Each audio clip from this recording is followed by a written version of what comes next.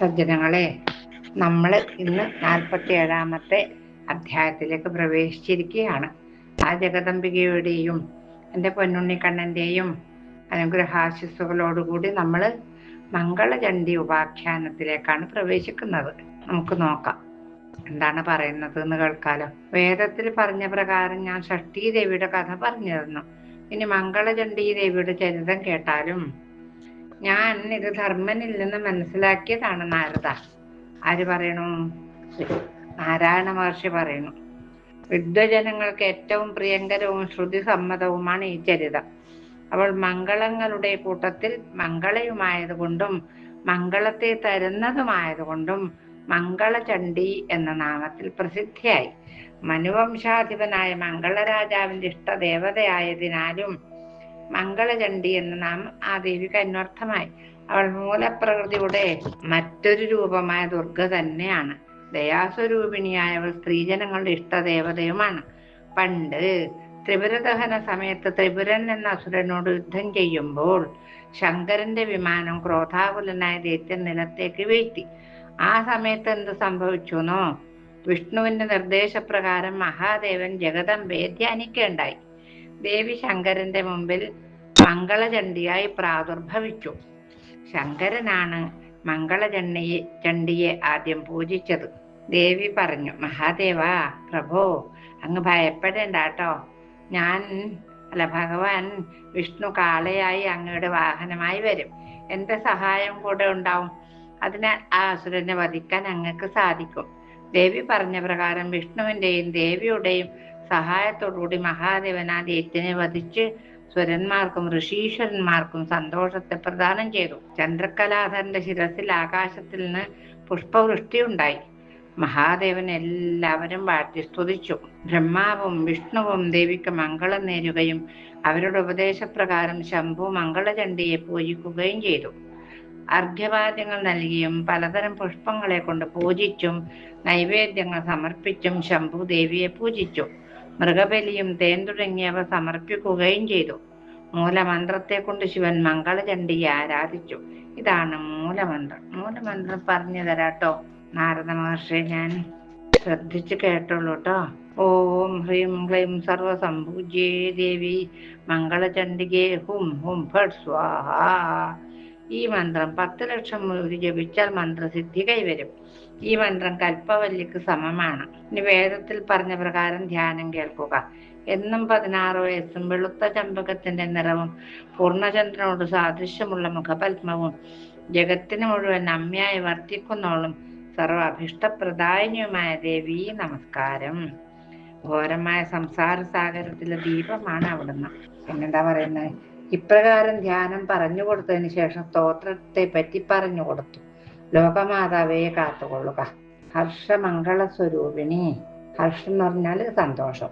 ഹർഷമംഗളകാരിണി, മംഗളരാജാവിനാൽ എപ്പോഴും സ്തുതിക്കപ്പെടുന്നവളെ, ശുഭേ മംഗളദക്ഷേ മംഗളധിഷ്ഠാതൃദേവി, മോക്ഷമംഗളദായികേ, മംഗളവാരത്തിൽ പൂജിക്കുന്നവളെ, മംഗളഗ്രഹമായ അമ്മേ.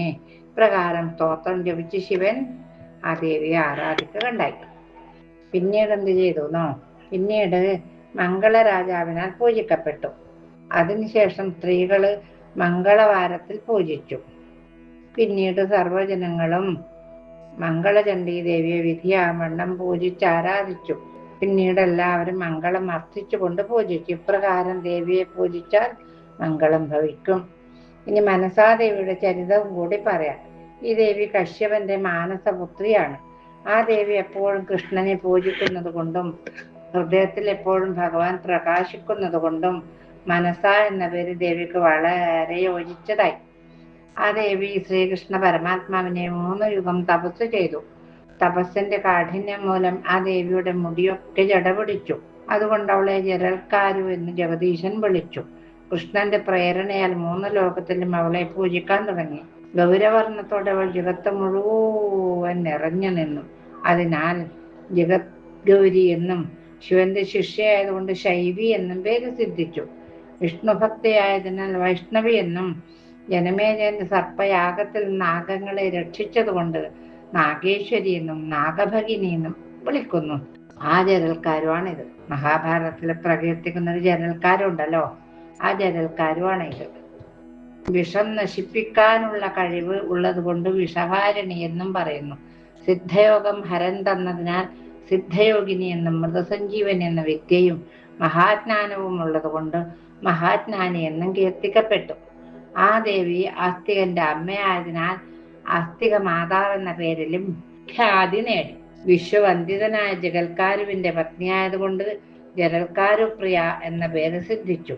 ജഗൽക്കാരു, ജഗദ്ഗൗരി, ജഗത്കാരു, മുനിപ്രിയ, നാഗേശി, നാഗഭഗിനി, ശൈവി, വൈഷ്ണവി, ആസ്തിക മാതാവ്, വിഷഹാരിണി, സിദ്ധയോഗിനി, മഹാജ്ഞാന, മനസ എന്നീ 12 പേരുകളുണ്ട് ദേവിക്ക്. ഈ 12 നാമങ്ങൾ പൂജാസമയത്ത് ജപിച്ചാൽ അവനും അവന്റെ കുലത്തിന് സർപ്പഭീതി ഒരിക്കലും ഉണ്ടാവില്ല. നിത്യം ഈ സ്തോത്രത്തിൽ ജപിക്കുന്നവനെ കണ്ടാൽ സർപ്പങ്ങൾ പേടിച്ചോടും കേട്ടോ. 10 ലക്ഷം ഒരു ഈ നാമങ്ങൾ ജപിച്ചാലോ സിദ്ധിയും കൈവരും. ആ സിദ്ധൻ വിഷ്ണുഭക്തി കൊണ്ട് ശക്തനായി വരികയും ചെയ്യും.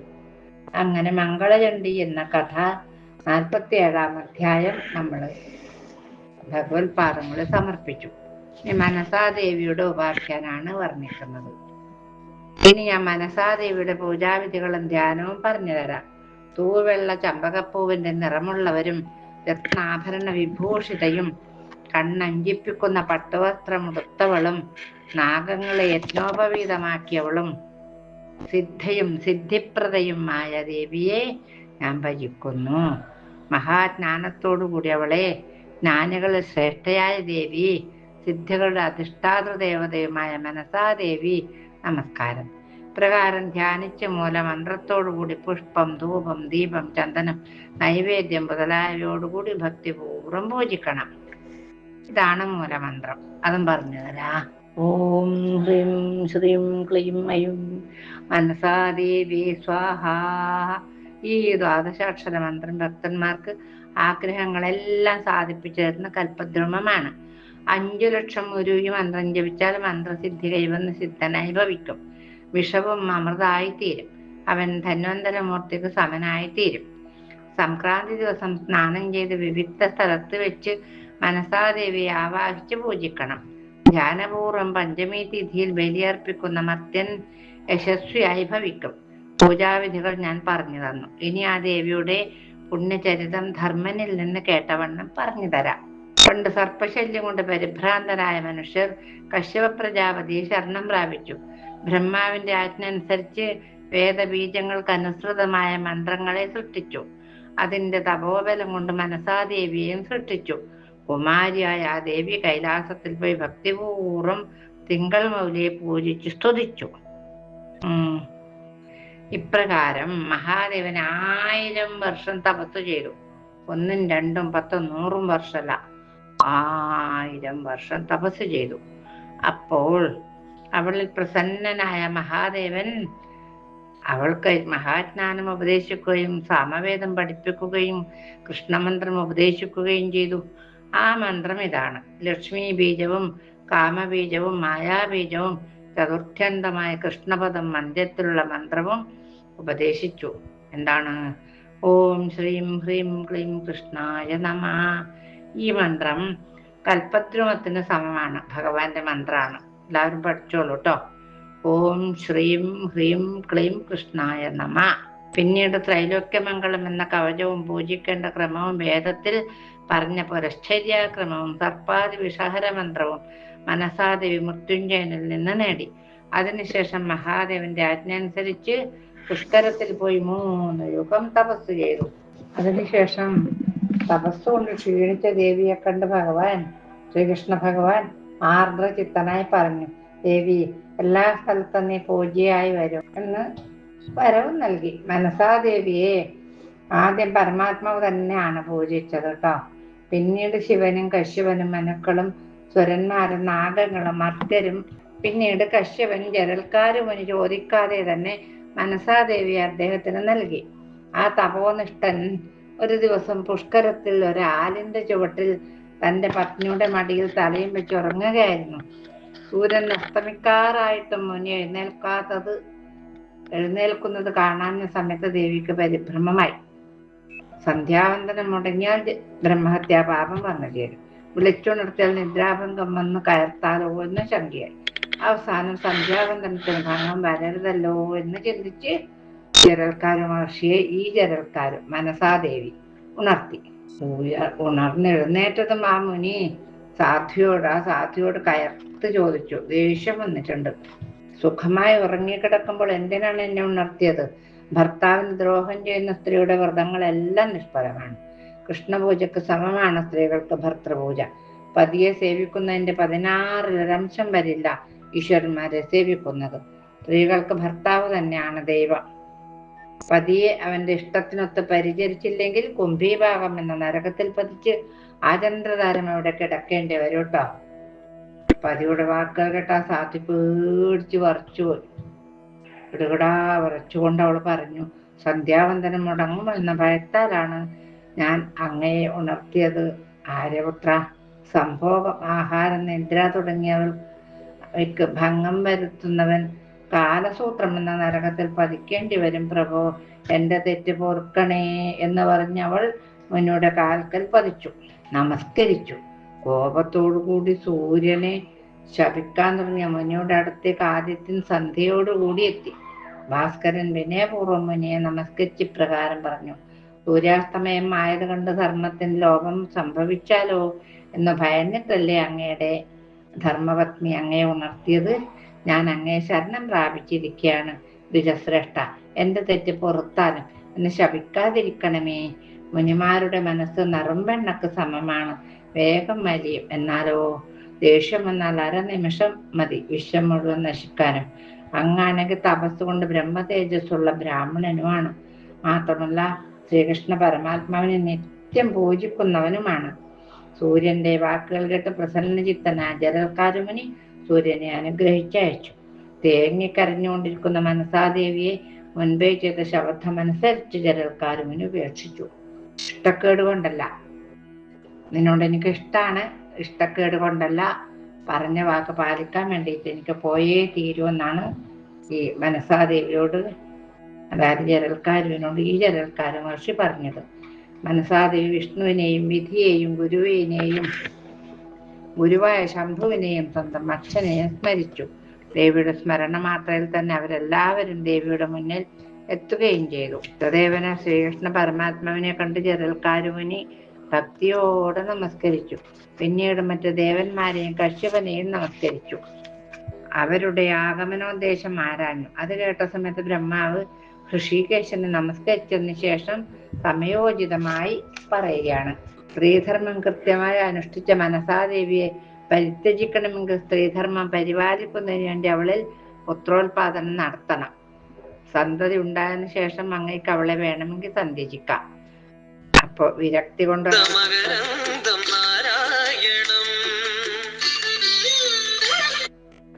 കൊണ്ട് ഒരാൾ പുത്രോത്പാദനം നടത്താതെ വേല അവന്റെ പുണ്യം മുഴുവൻ മുറത്തിലൊഴിച്ച വെള്ളം ചോർന്നു പോകുന്നത് പോലെ പോകും.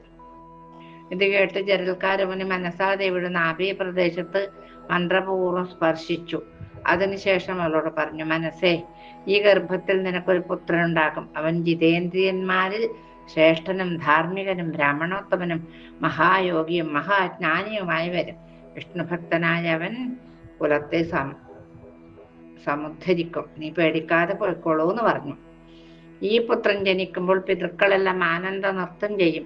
പതിവ്രതയും സുശീലയുമായ പത്നി ഭർത്താവിനോട് പ്രിയം മാത്രം പറയുന്നവളാണ്. ഹരിയുടെ മാർഗം കാട്ടിത്തരുന്ന ബന്ധുവാണ് പിതാവ്. ഗർഭവാസത്തിൽ നിന്ന് മോചനം തരുന്നവൾ ആരാണോ അവളാണ് ഗർഭം ധരിച്ച മാതാവ്. യമനെ പറ്റിയുള്ള പേടി ഇല്ലാതാക്കുന്നവളാണ് സഹോദരി. വിഷ്ണുവിന്റെ മന്ത്രം ഉപദേശിക്കുന്നവനാണ് ഗുരു. കൃഷ്ണനെ പറ്റി ബോധവാനാക്കുന്നവനും ഗുരുവാണ്.